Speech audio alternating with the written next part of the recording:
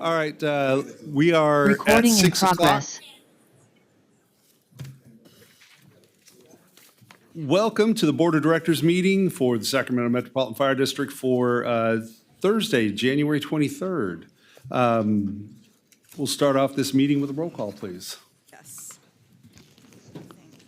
Director Sailors. Present. Director Gould. Here. Director Stark. Here.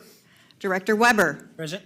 President Wood. Present. Director Costa. Here.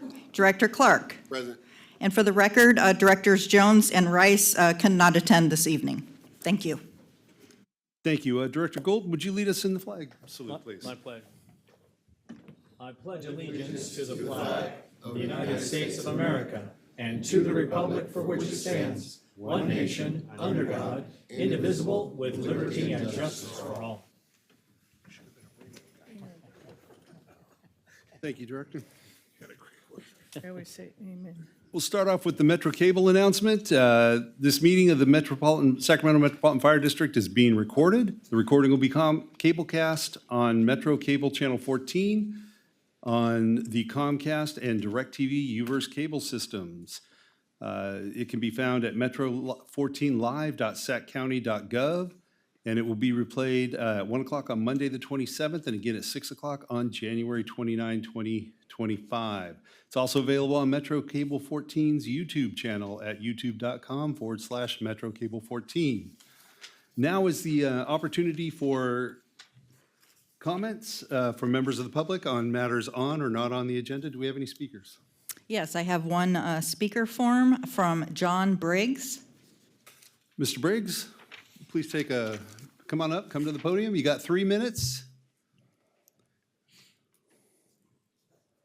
I appreciate it. Thank you very much. My name is John Briggs. I live in Fair Oaks, just off of Illinois, about a half a mile from the kiosk at Sailor Bar. I've passed out earlier tonight. I hope you have this map before you. I wanted to brief you on what's going on down there. The Park District has proposed to reopen internal roads that have been closed for 15 years. And you'll see on the map that I gave you, I circled those roads. And so they're in the process now of going through the CEQA process to reopen those roads. What we are concerned about is that there's never been a wildfire analysis concerning vehicular traffic on these internal roads. We know from the use of these roads historically that it was kind of a party place. It was sex, drugs, and rock and roll down there, and some people here may have been there a few times in their youth. Certainly, Supervisor Desmond has said that that's kind of what was going on down there. I've lived here 35 years. And what I'm concerned about, pardon me, is reintroducing vehicles to this area could result in a wildfire. And particularly since we've had an explosion of the homeless population here, many of whom use vehicles now for shelter. What I have learned is that a draft wildfire protection plan was prepared by the American River Foundation. And in that document, it talks about how the homeless population accounts for the vast majority of fires on the Parkway. But more importantly, the topography of the area in Sailor Bar is particularly vulnerable to wildfire because of the bluffs on the north side. And in this report, it says specifically that. It says the topography creates a series of chimneys that can funnel fire towards homes, and the neighborhood has a single vehicle ingress-egress. Now, we all know this corridor here, this Winding Way corridor. It's an urban forest. There are ravines come up from the river. It is clearly a high-risk fire area, and that's how it's characterized here. It says here The Bluff Lane area, which is over by the boat launch, if you look at your map, you'll see the boat launch over there, is Metro Fire's highest fire hazard concern on the parkway. Mr. Briggs, the 3 minutes have passed. If you want to sum up your, I will. So the document that has been prepared by the Park District is called an addendum to the EIR. Well, what that means is that an earlier EIR was prepared in connection with the adoption of the Parkway Plan. That was about 2006, 2007. They did not have to do a wildfire assessment back then because it was not part of the CEQA checklist. They say in the addendum, since it wasn't part of the checklist back then, we don't have to evaluate it now. We think that's wrong. We need your help. I've been dealing with Janae Smith. I've talked to her a couple times on your staff. What I'm hoping we can get is a meeting between me and whoever else might be necessary to talk about this situation, interface with the Park District, and also figure out what's going on with this wildfire report. I understand that massive comments were made by the fire marshal to this plan, and the plan back in May of last year, and the plan is sitting with the county somewhere. We don't know what's going on. I really would appreciate your help. appreciate your comments. Thank you.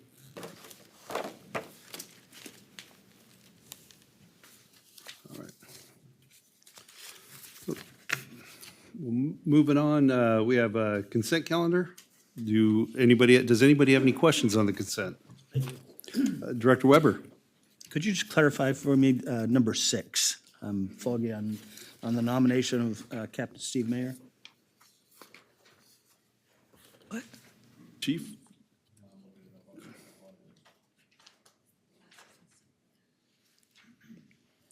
You talking about the nomination for Steve Mayer? Yes. So the nomination for Steve Mayer is for all the work he does in the region, specifically for our line of duty deaths. He is a Sacramento City Fire Department captain, and he, in these areas of sensitivity, has repeatedly over the years helped us navigate with the degree of sensitivity and honor, and he does it with a patch-off mentality, and he's worthy of the nomination. It went through our accommodations committee, and they gave me recommendation to give it to you because by policy it needs to come to the board for an honorary member. He is absolutely a phenomenal human being, and in the areas of line of duty deaths or any tragic event like that, he is a centerpiece that provides a high degree of looking out for the family's needs first, looking at it from a what is the right thing to do, taking the personalities or emotion out of it, and providing the family closure and honor. So I fully support this recommendation and would ask your support on this. And it would be presented at the upcoming Gala Awards, which I believe is in your email on that time. And that award's not only for internal, this would be an external, and I think it would be a good thing for the region to recognize Steve Mayer, and he's fully worthy of that award. Mr. Chair, I make a motion we adopt. A second. I've got a first and a second. If we can get the roll, please. Sailors. Aye. Director Gould. Aye. Director Stark. Aye. Director Clark. Director Weber. Aye. Director Costa. Aye. President Wood. Aye. Thank you. Motion passes. Thank you very much. We'll move on now to our action items. Action item number 1 is, presentation items, sorry. Presentation item number 1 is with CFO Dave O'Toole and Ahmed Badawi. My apologies if I messed that name up, I'm sorry. Thank you, Mr. Chair, board members, Fire Chief House, colleagues, and members of the public. I'm going to make a brief introduction to this presentation item, and before turning it over to Ahmed Badawi, our President of Badawi and Associate CPAs, who is our annual auditor and provides that service for us.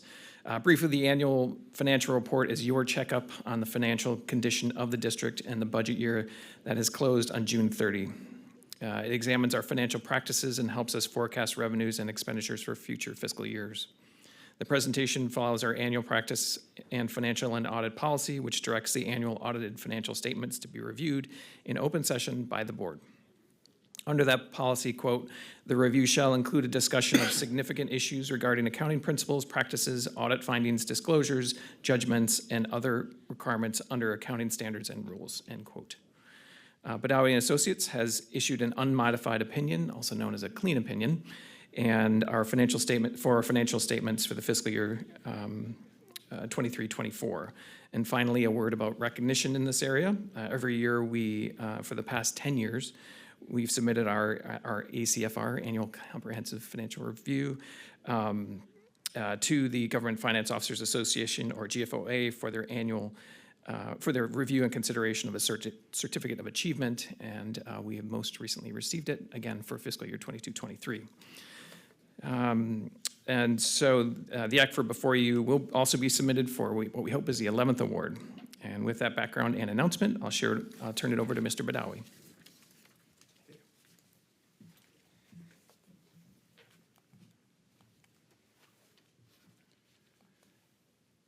Good evening, and I'm just trying to figure out how I can control my slides. Sorry, dude. Sorry? Do a bunch of things until it starts. Yeah. There you go. Okay. Sorry about that. So, good evening, and thank you for inviting me to your meeting. My name is Ahmed Badawi. I'm the audit partner on the audit of the Sacramento Metro Fire District. Today, I'll present to you the results of the fiscal year 2024 audit. So I'm going to start by letting you know what the agenda for today. I will give you a brief overview of our firm and the engagement team that was assigned to the audit, the deliverables, and the scope of our audit, our audit methodology, very brief, obviously, areas of primary audit risk. I'll let you know the type of opinion we issued, some of the required communications as your independent auditor, and then obviously any questions that you have for me. I'll also give you a brief overview, excuse me, of the new accounting standards that are coming your way. Very, very high level. I'm sure you're not going to want to get into the details with me, but I'm happy to if you want.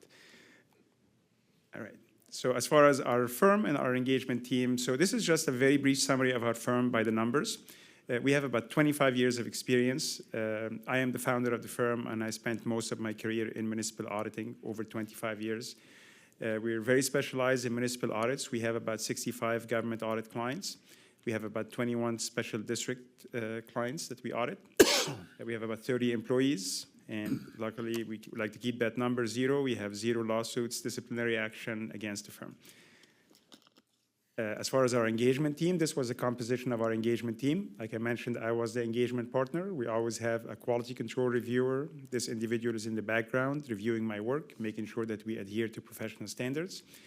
We had an audit manager and 3 professional staff assigned. We also have an IT specialist who assists us in understanding the controls embedded in the district computer system.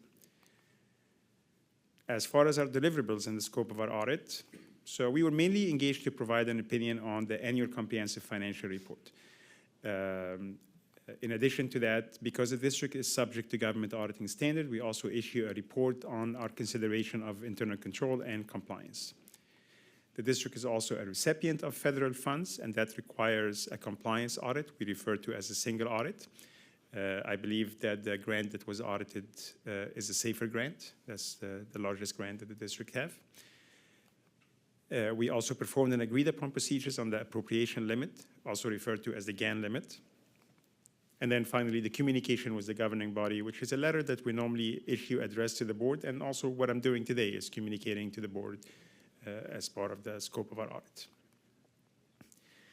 In terms of our audit methodology, this is really a very brief overview of how we do our audit. There's always a planning phase, and the planning phase involves our team really just assigning the staff to the different areas, making sure that we are aware of any new debt issuance, any new activities that we should incorporate or plan on looking at.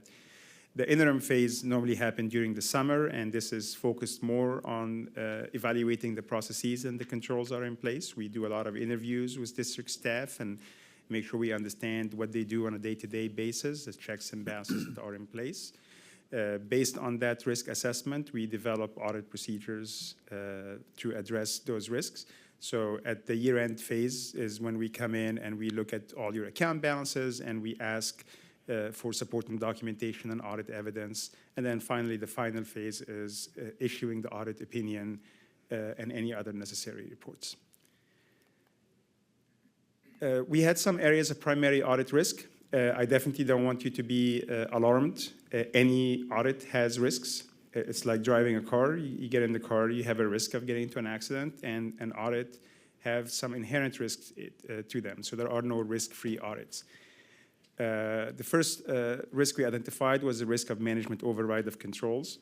This is not really unique to the district. Almost every audit we do, this is a risk in it. Just management are normally the one responsible for designing internal control, for putting them in place, and also for monitoring them, and they're always in a position to override them. So we design our audit procedures to reduce that risk to an acceptable level. We make sure that we assign more experienced staff to more complex areas of the audit, that we incorporate an element of unpredictability in the audit process, that we look at the accounting principle and make sure that they're consistently applied. We examine journal entries prepared by management. We review any estimates prepared by management. We evaluate the rationale behind any unusual transactions. And then we also evaluate the appropriateness of fraud inquiries and so on. Another area of risk is the improper revenue recognition. So again, not unique to the district. Auditing standards actually require us to consider revenue to be an area of a higher risk. People by nature tend to like to have more revenues and less expenses. So it's just that we always assume that the motivation to inflate revenue is there. We rely heavily on confirmations from third parties. So obviously property taxes is the largest revenue, and we confirm that with the county and we reconcile it to the district accounting records. But we also do some testing and analytical procedures on other revenues as well. Pension and OPEB, just the dollar amount and the complexity of the accounting makes it an area of focus. So we review management journal entries recorded to account for those transactions. We communicate with the plan, we communicate with the CalPERS auditors, we obtain reports from them. We test the census data that is submitted to CalPERS. So every time the district process payroll, they submit information to the plan about the salaries and the rates and so on. So we test that data, make sure it's accurate and complete. So those are just some of the examples or some of the procedures that we perform in this area. And then finally, estimates. Estimates in any audit is an area of significant risk. So just wanted to give you an idea about what those estimates are. Estimating the fair value of investments, the useful life of capital assets. Pension and OPEB have actuarial assumptions and estimates in them. And then finally, claims liability. So those are some of the estimated numbers in the financial statements. In terms of our auditor's report, like Dave mentioned earlier, we have issued a clean opinion. Our audit, our audit report state the standards that we followed, and those are the generally accepted auditing standards and government auditing standards. We issued an unmodified opinion, and an unmodified opinion means that we believe the financial statements are fairly presented, that all estimates are reasonable, that all disclosures are properly reflected in the financial statements, and that all significant accounting policies have been consistently applied. Some of the required communications as your independent auditor, on this slide here, I'm just going to highlight to you our responsibility as the audit firm versus management's responsibility. We are mostly responsible for providing an opinion on the district's financial statements. We're also responsible for evaluating the internal control over financial reporting, evaluating compliance with laws and regulations, ensuring that the financial statements are clear and transparent, and then finally, we're responsible for communicating with the governing body. Management have a lot of responsibilities in this process. So even though we audit those financial statements, management still take responsibility for those financial statements. Our audit does not relieve management from its responsibility. Management also is responsible to establish and maintain internal control over financial reporting, make all financial records available to us during the audit process, establish internal control that will prevent and detect fraud, inform us of all known and suspected fraud, comply with laws and regulations, and then finally take corrective action on any audit findings. In terms of independence, obviously we're called the independent audit firm. It is solely our responsibility to maintain our independence. We evaluate our independence against the AICPA rules, against the California Board of Accountancy rules, and we also evaluate any additional service that we offer the district to make sure that it does not impair our independence. We determined that we remained independent throughout the process. As far as timing of the audit, we believe that the audit was performed timely. We issued the report sometime in, even though today is January 22nd, but we actually issued the report about a month ago. So we believe that the audit was performed timely. As far as significant accounting policies, so this year there was one new accounting standards that the district had to comply with, and we made sure that the financial statements properly reflected that new accounting standard. I'm pleased to say that we had no difficulties encountered during the audit. This is a good and clean audit. The team, the excuse me, finance team really provide good documentation, very responsive to us, take the audit seriously, and we feel very good about the audit itself. Significant audit adjustment and unadjusted differences. So we had no proposed audit adjustments. That is also a very positive sign. So normally management will close its books and present them to us for auditing. If we find any errors or anything that needs correction, we propose adjusting entries. So the fact that we didn't have proposed adjustments means that we agreed with management on all the numbers that were presented to us. And then finally, we also identified no material weaknesses in internal control.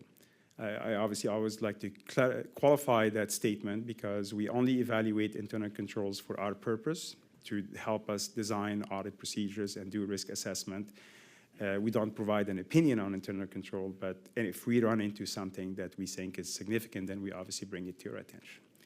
And we did not see anything significant to be brought to your attention.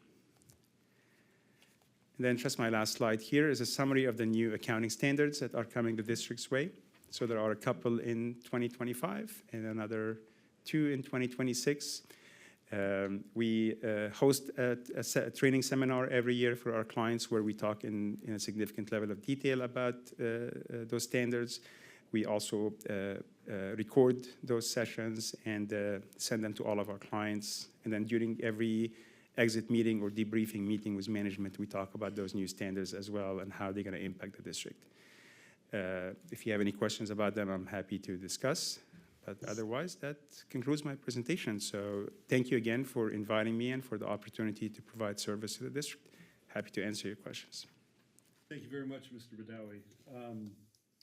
Great presentation, and the results say a lot about Dave, and Ron, your teams, and all the people that you work with you guys. So thanks for all the work you do to get these results.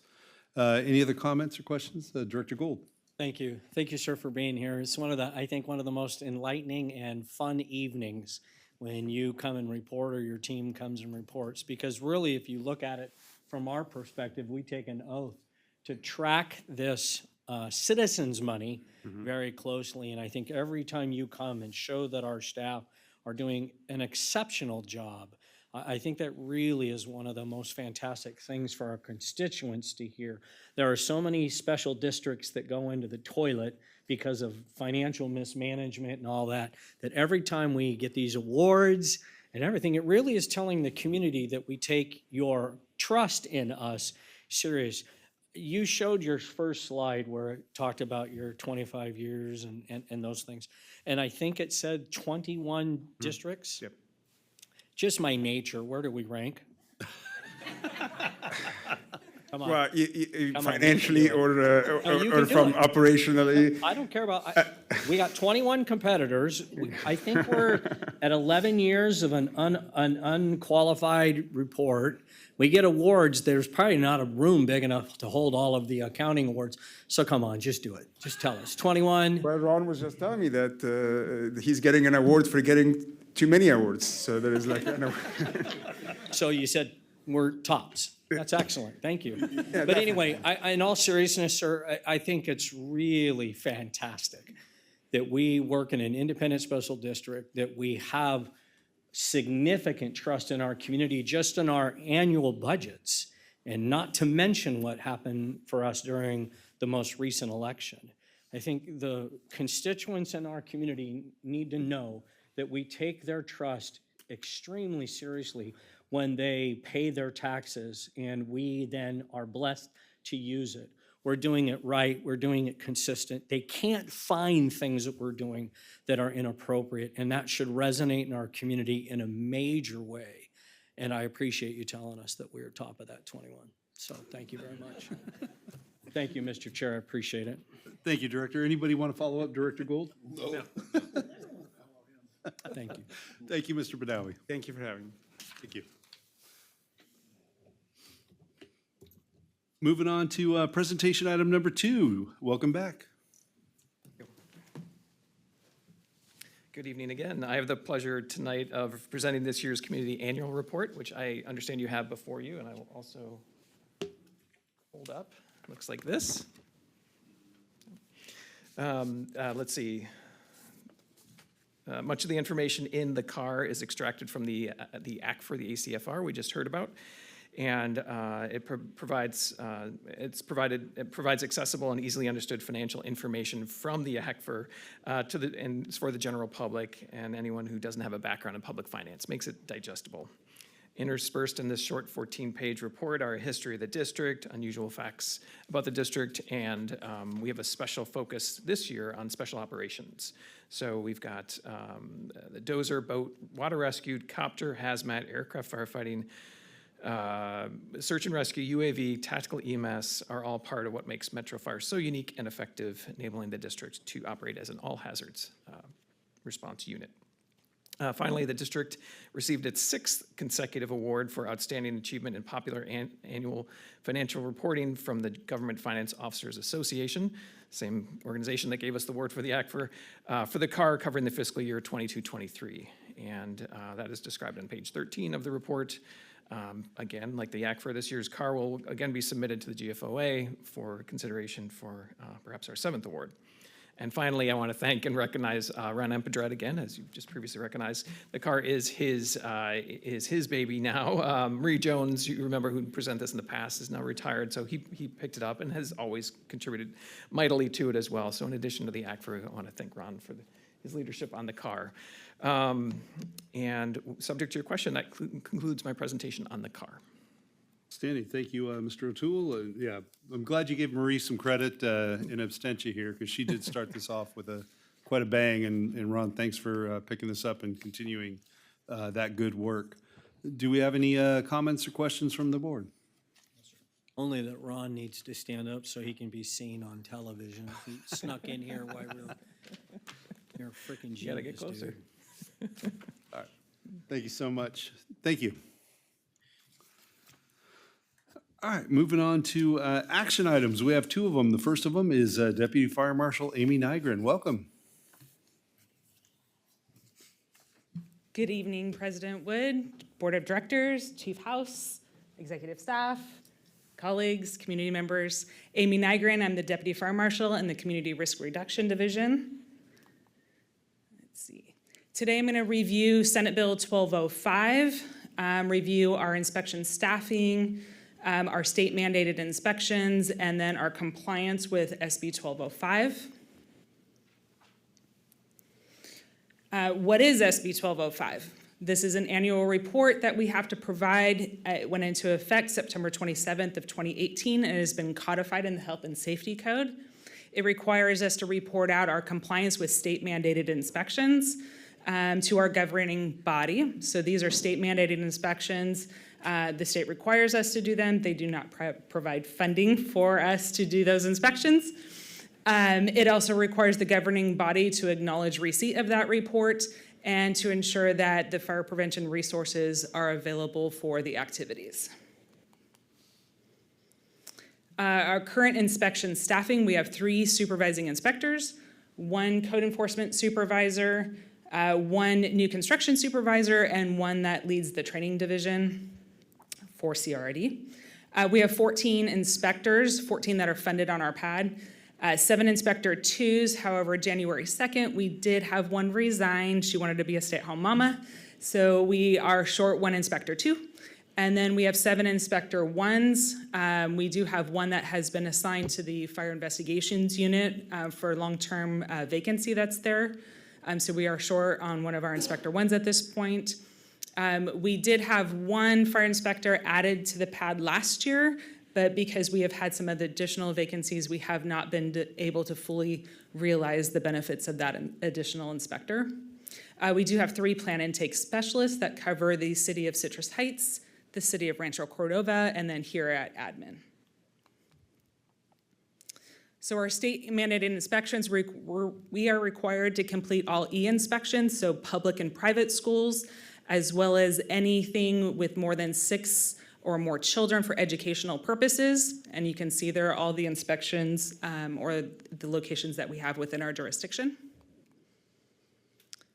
In addition, we have to do all the residential occupancies, commercial residential occupancies, our hotels, motels, apartments, and any residential care facility housing more than 6 clients. Again, there you can see all the different types that we inspect. We also have to complete 1 high-rise inspection. We only have 1 within our jurisdiction. It's the Marriott here in Rancho Cordova.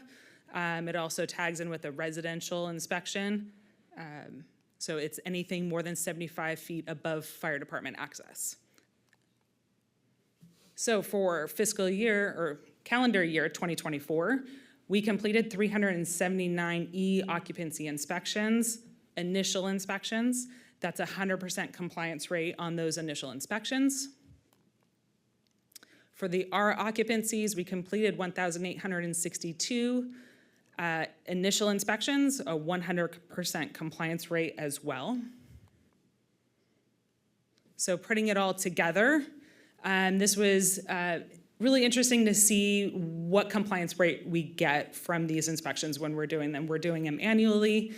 So at this point, 79% of Group E occupancies still require an additional inspection.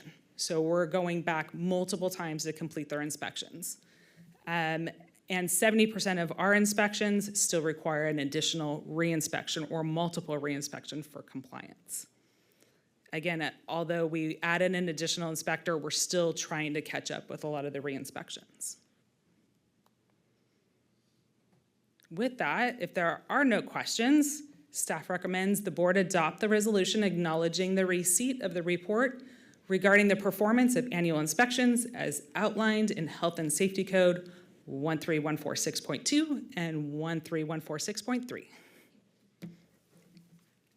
Do we have any questions for Deputy Fire Marshal? Director Gould? Thank you. As usual, awesome job.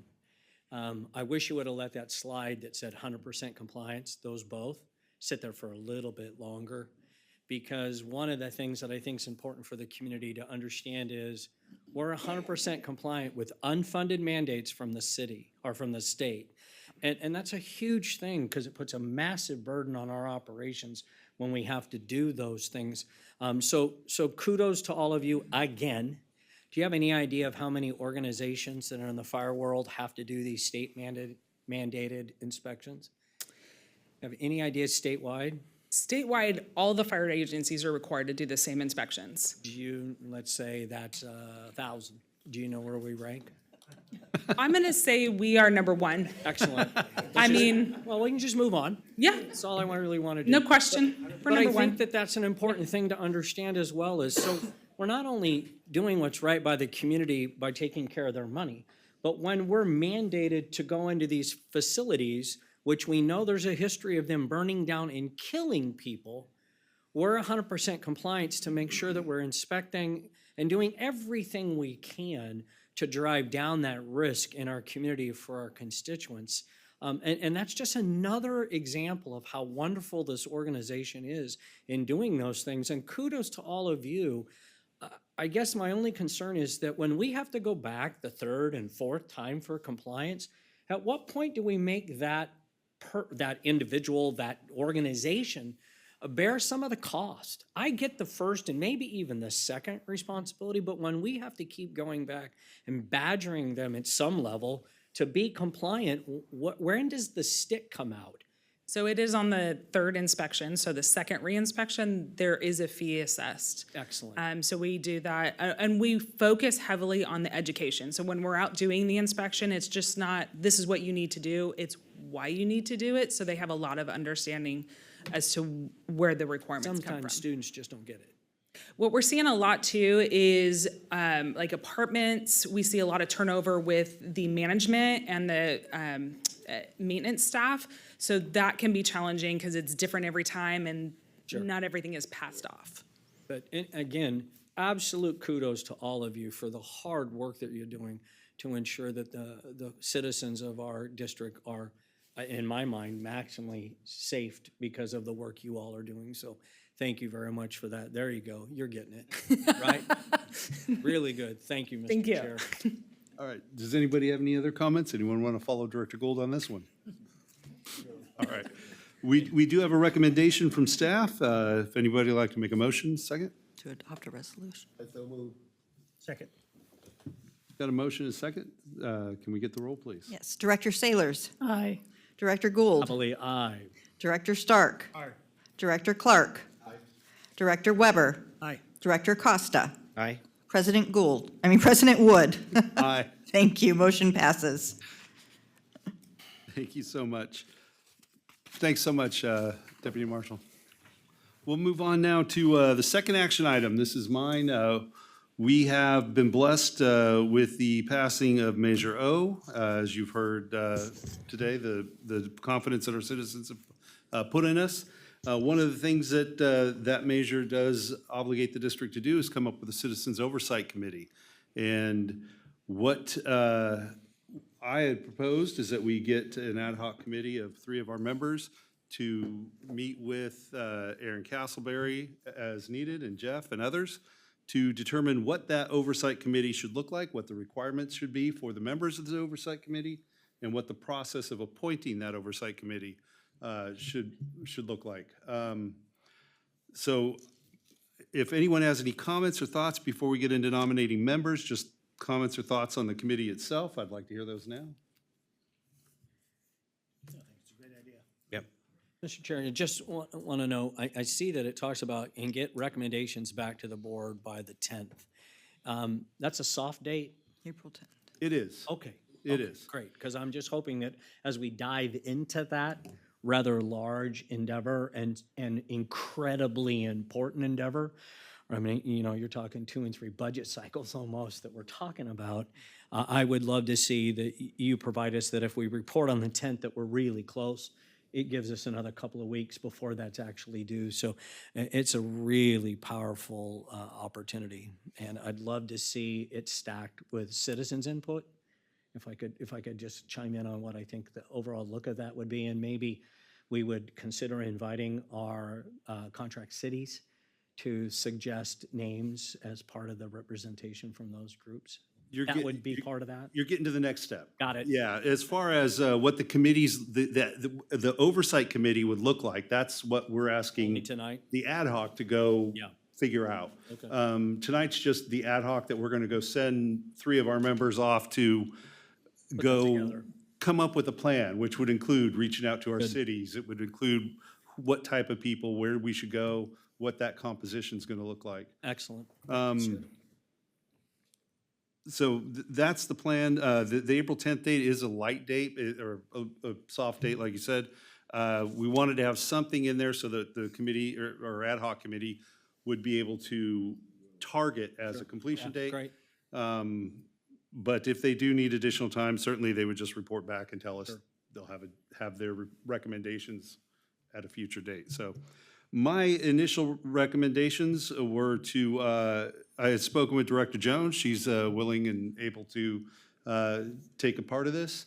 I've spoken with Director Weber. He's willing and able to take a part in this. And I was remiss in not talking to a third person. So if there's somebody else that would like to either nominate themselves or someone else. Director Saylors? You want to be on it? Okay. Then I would nominate Directors Weber, Jones, and Saylors. If we can get a Have a motion second? on that. I'd like to make a motion. Okay, I'll call the roll.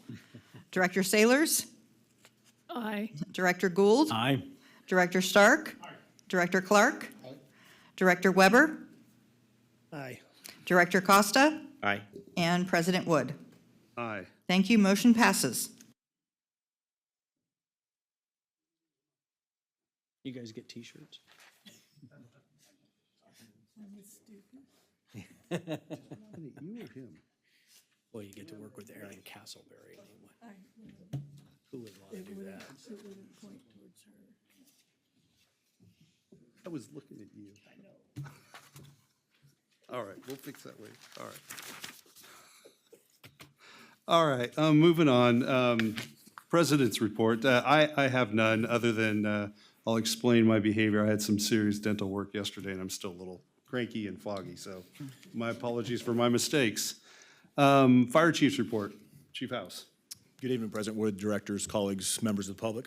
My report's short, but I do want to recognize, first off, continuing with our last board meeting, and recognize Chief Law here tonight at our last board meeting, and tomorrow is our last day, but it's not the last time we see you, and you are always part of this family. Thank you for what you've done for our agency, but thank you for what you've done with the community of Sacramento. Never a loss, a gain for your home country, but we will always cherish those memories and what you've done for this organization, so thank you. I wanted to welcome home some of our crews tonight that were down south fighting the fires in LA. Great job, and they are true professionals. 2 engine companies, a strike team leader, and a trainee returned earlier this afternoon, and one is on the road. Still shortly, I think they're due to come back. They're home, good. All right, so just got home. So I've got pinged several times, I know Chief Mitchell has, about their professionalism and really an outstanding job that they did down there. So I wanted to thank them and welcome them home. I also wanted to share today that we sent down Truck 23 and Engine 29 to cover Stockton Fire Station 7. They had a member loss, firefighter Robert Bobby Van Ruten, who passed away off duty January 3rd, 2025. Sending and covering that station allowed their members to go grieve and go to the funeral process and allow them to just really recognize that loss. And so I would ask that we take a moment of silence at the end of the meeting for Robert Bobby Van Ruten. And that's the end of my report, unless you have any questions for me. Robert Bobby Van Ruten.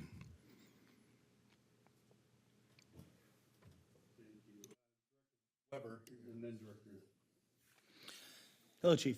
This is off topic, but I think it's important we revisit this. And it reminded me of the Deputy Fire Marshal's report. So sometime last year, I had brought up an idea to create a fee structure for lift assists in care facilities that were not medically necessary. At some point, I would like a report to the board on, A, where we're at, and when we might see something like that come to fruition. That's it. Copy. I've got it written down, and we'll get a report back to you. Thank you. I know that they've summarized that, and I thought we closed that, but we will close that loop again. Good, thank you. Our pilot, our air, are those guys still down there, or? No, so our chief pilot Chief pilot, that I yeah. sent you the picture of, he was called up by his Right, he's National been Guard back on, unit, and he's still on deployment on military leave. And then we have Captain Josh Leonard still down there that is, I believe, a base cap manager. So that's the 2 outstanding overhead positions we have. All of our engine companies Right. in the region have returned. So there's still, we still have a couple guys over there. 2, doing the air- yeah, 2. okay. One that's doing military time, and the other one that is assigned as an Gotcha. overhead person. All right, because that's what they're doing mostly now, right, is their operations? Correct. And obviously, the new fire that broke out, a lot of those Yeah, resources that's- were reassigned. Yeah, So, okay. and our crews did check in with South Ops coming back from that fire to see if they could be utilized for that fire also. But they did a lot of pre-deployment and were prepared for that fire, as you've seen on the news. So it's still an active fire, but they did have some pre-positioned, I'll get that. That was not Cordova High. Pre-positioned apparatus down, anticipating another breakout. So Gotcha. Thank you. Thank you so much, Chief. We'll move on to the operations report. Deputy Chief Mitchell. Thank you, President Wood. Good evening, directors, Chief House, colleagues, members of the public. I wasn't going to mention it, but I'll just go back to what Chief House just said. Our folks did come back on the engines. Captain Leonard is due back tomorrow. And then we did have our chief pilot down there on military leave as stated, but I think it is also important to recognize our support staff, our support services staff. We did actually deploy a mechanic down there this time. They had a good, obviously a numerous resources down there that it's not just getting out on the line, it's also keeping them fixed. And so I don't know if Fleet Manager Purcell's still here or not, but Chief Bailey's here, but we did do that for the first time in numerous years, and it's great. I will tell you, I got a phone call today from the task force leader that had 8433 on it directly to me as not just the operational area coordinator, but the deputy chief of operations. And this doesn't happen every day, so I was very pleased to get the call. He called and he said, your folks on that fire engine, Captain Dave Bear and his folks on 8433 were my go-to company. They are professionals. They did a fantastic job and made a huge difference, and he wanted to thank us personally.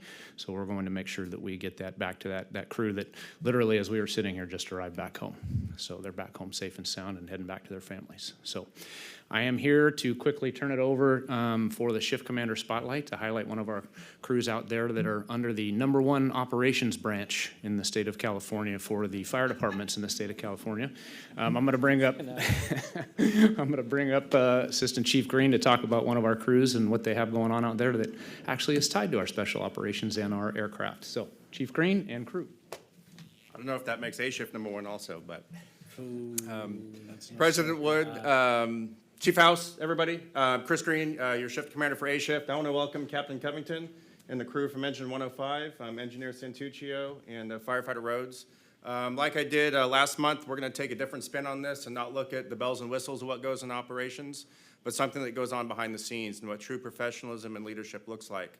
I think you all know that Captain Covington is one of our flight officers and is an active member in our operations during the summer seasons. He leaves the firehouse for about 7 months and leaves these 2 other gentlemen alone and a couple other folks on the medic. And the work gets done, it gets done professionally, and they're going to talk about how that gets done. So, Captain Covington, it's all yours. Good evening, board members, chief. Come to the microphone, please. Yeah, it's official now. All right. Yeah. Like I said, Captain Covington here, Engine 105. My crew, Ian Rhodes and Cal Santuccio here. Thanks for having us. We're going to talk a little bit about life at Station 105 on A shift. So, all-risk agency, we have to wear a lot of hats. So, in the winter, I'm wearing a fire helmet, working on the fire engine. And like Chief Green said, during the summer, move over to air operations, working on the helicopter, wearing a flight helmet. I'll talk a little bit about just one particular day on the helicopter. I'm sure Chief Graff remembers. June 16th was a red flag day. Copter 1, we responded to, it was a real small vegetation fire on the parkway, a little island. I think it was a 20 by 20 foot fire. We were able to put it out real quick with a few drops, and we're orbiting overhead, awaiting Boat 8 to come overhaul the fire. And we saw a small column off to the south. So AC-24, Chief Keeley was command of the Parkway fire.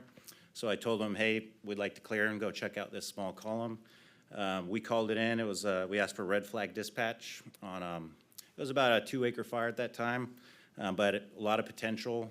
We recognized that there were going to be some homes threatened and started a big response. It hadn't been dispatched yet. It was located off Excelsior Road. I think the call, we had it called it in at about 11:47. Once some units arrived on the TAC channel, we gave a good report on conditions. So one of the values of the helicopter is we have a really good situational awareness up there in the air. So we can see the potential of what's threatened down the road, and it's a lot easier to look down at a fire and know what's going to happen than on the side of the road just looking out at it. So with that situational awareness, we're able to relay to the incoming crews a good report on conditions that this fire had potential for over 500 acres with some homes threatened along the Jackson Highway. Chief Kiley heard the report, and he was able to notify CAL FIRE early, request a big air asset response. So we had air tankers, DC-10s dropping on this.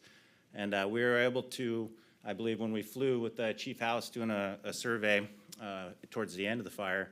I don't think any homes were lost, and without that early intel, I think it'd be very hard to save those homes over there. So command units were able to get a bunch of ground resources to protect those homes, and that was I think it was a 900-acre fire. Crews were working real hard. We flew 3 fuel cycles on it, so it felt like we made a real good difference on that call. So while I'm gone, 6 months, 7 months out of the year, the firehouse still has to run day-to-day operations. I'm very fortunate to have Cal Santuccio and Ian Rhodes holding down the fort while I'm gone. All the day-to-day things need to still happen. They're members of the hazmat team, rescue team, so a lot of coordination, planning needs to happen. And I feel very comfortable that these gentlemen respond and serve the people of 105s professionally, keep the day-to-day operations moving, and they do a really great job at it. So all of the recruits are told leadership at all levels when you go into the fire academy. So I think these guys are a great example of that and how we do it every day. So thank you. Thank you. Any questions for the captain? Thank you. I have one question. I'm sorry. I have one question. A fuel cycle, how long is that? So it's about 2 hours generally. For that one, command requested us to refuel at Mather. So we were able to land. The fire was like 30 seconds from Mather, and we were able to fuel using their facilities and then extend our on-scene time. So it's about 2 hours, just under. So I think there was more fires that day. I think I logged like 8.1 hours that day or something. It was a long day, so it's pretty rare. No problem. Thank you so much, Captain. No problem. Thank you. Unless there's any other questions for me, that concludes the operations report. Thank you so much. Thank you. I am told that we have no administrative report or support services, so we'll move on down to 522 report. Captain Scollard.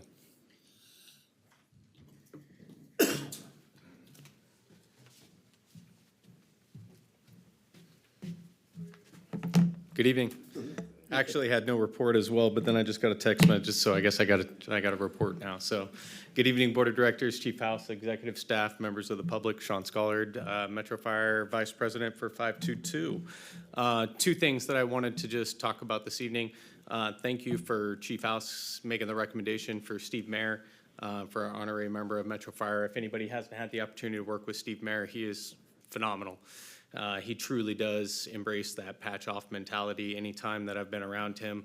He never talks about the city, never talks about Metro, he just talks about being there for all of the membership. So, and that extends to agencies outside of 522 as well. So he is a 10, he is a fireman's fireman, and I'm super happy for the recommendation and for the approval from the board on that. So thank you very much. CJAC orientation happened, so thank you to the board support.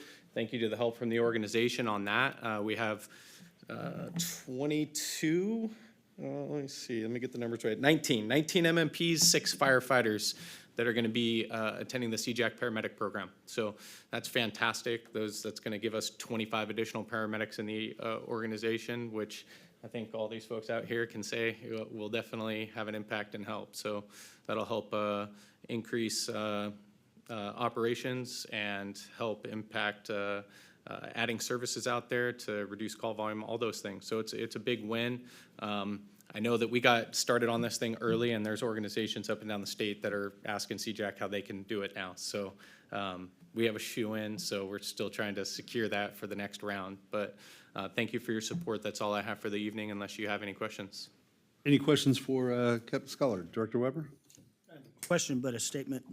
So what I'm hearing is we have an inside man now working for the city of Sacramento. Thank you. Thank you. Answer. Thank you. I'll defer to the fire chief on that one. Yeah, unanswered. Thank you, Captain. Oh, Director Stark. I want to thank Local 522 for having the skin cancer testing a few months ago. I was able to take advantage of that, and as you can see, I discovered that I had a minor skin cancer and got it taken care of, and I want to thank your organization for setting that up. Absolutely. That's collaboration as well. Like, we do that together, and I guess the only thing on that note to add is we had a super productive work comp ad hoc meeting this evening. Director Sailors and Director Weber were there, and again, we are moving in the right direction. It's, again, not as fast as I think many of the membership would like to have happen, but we are moving in the right direction, and it's only getting better. So we have some areas that we're going to continue to work on, but I assure everybody that it is very proactive, beneficial, and we are making this place a lot better. Thank you. Thank you. All right, moving on, committee and delegate reports. The executive committee has not met since we last met, and we do not have an agenda, anything on the calendar in the near future. Comm Center JPA, Chief Bailey. Communications Center met on the 14th of January. We have no action items. Our next meeting will be here at Metro Fire on January 28th at 0900. Thank you very much. Finance and Audit Committee, Director Jones isn't here. Would that be Director Clark? Yes. Yeah, we received a report today on the presentation item on the bi-monthly fiscal report through October 31st, 2024. Everything seems to be okay. And our next meeting, it will be February 27th at 5:30 p.m. Thank you very much, Director Clark. Director Costa, Policy Committee. Thank you. Nothing new to report. Our next meeting is scheduled for February 13th. Thank you, Director. We'll move on to board members' questions and comments. I'll start off to my right with Director Sailors. I have no comments tonight, thank you. Director Clark? Yes, I just want to thank the men and women of Metro Fire for their professionalism and thank the guys that went down to, guys and gals, that went down to Southern California to help our fellow public in need. And I also want to wish Fire Marshal Barbie Law Godspeed on her new assignment. Thank you, Director. Director Stark? I would second what was just said, and thank you. Thank you for your service to the district. I'm sorry I didn't get to spend more time with you, but Godspeed, as he said. And Director Gould, did I get you? You just did. All right. Director Gould. Barbie, we've said it last time and we'll say it again that, it's a major loss for this organization, just the quality that you represent. I still think that when we adopt Canada as our 51st state, it will get you right back. So I'm not really too worried about that. But you truly, honestly have done this organization so much good that will never really even be understood. From patient care to leadership. I think tonight's presentation by your team just shows exactly what kind of leader you are. And when we have those kinds of percentages, it just directly leads back to the leadership. I'd also like to take a couple of minutes and just thank any individual in our organization that deals with our public. We saw a good example of that in your plan checkers that deal face-to-face with those folks that don't have an emergency necessarily and come in contact with Metro Fire. Thank you to all of them, whoever they might be, that we don't recognize enough. We really appreciate all of their work as well. And then just finally, I just can't go without saying to our financial team, you make us so proud as elected officials because I can't think of a more important role that we play than the oversight of the funds that are so difficult to come in contact with and to ask for.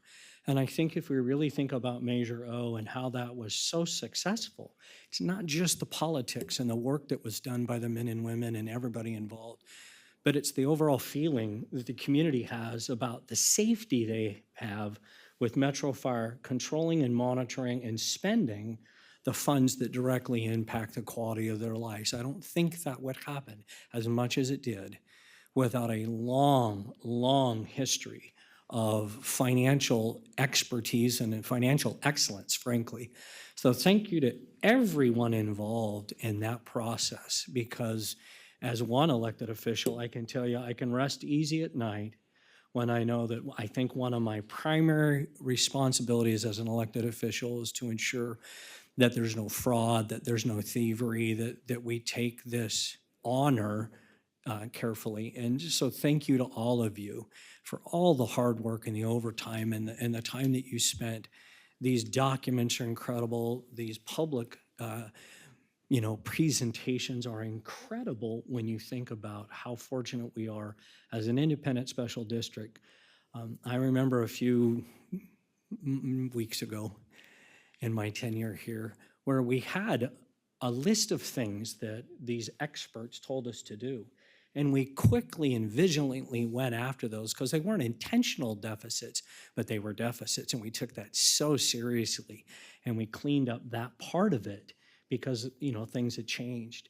And it is just, I think it's such a rare experience when you see an independent special district have the kind of long-term financial stability that we do. I don't think it has anything necessarily to do with much of us.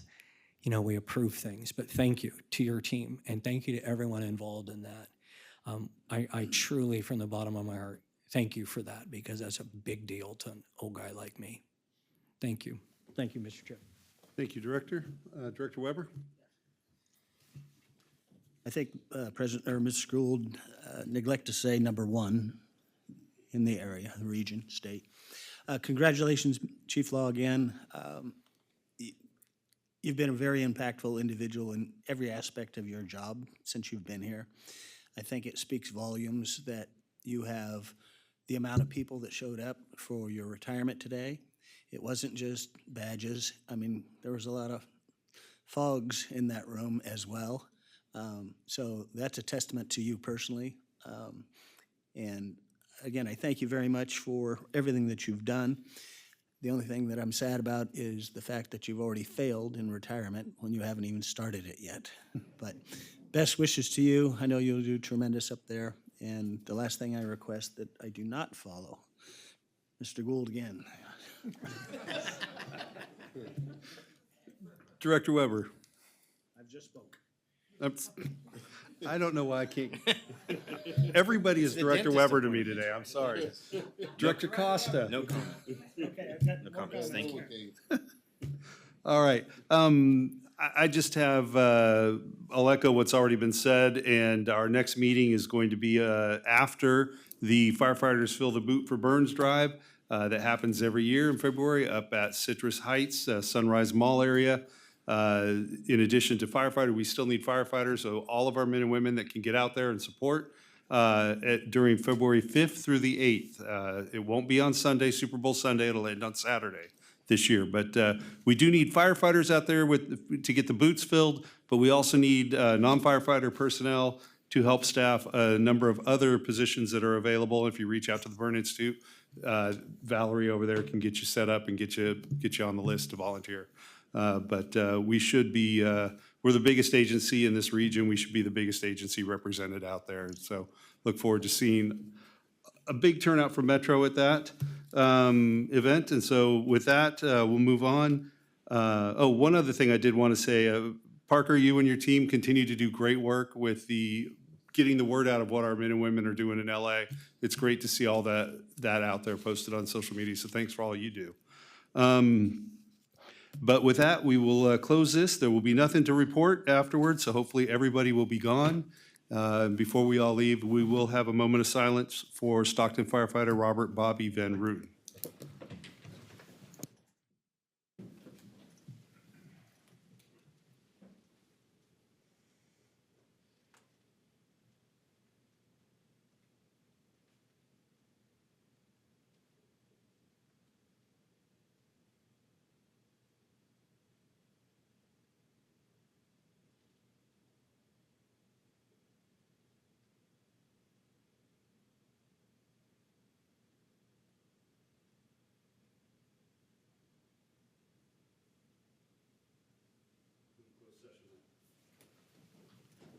Recording stopped.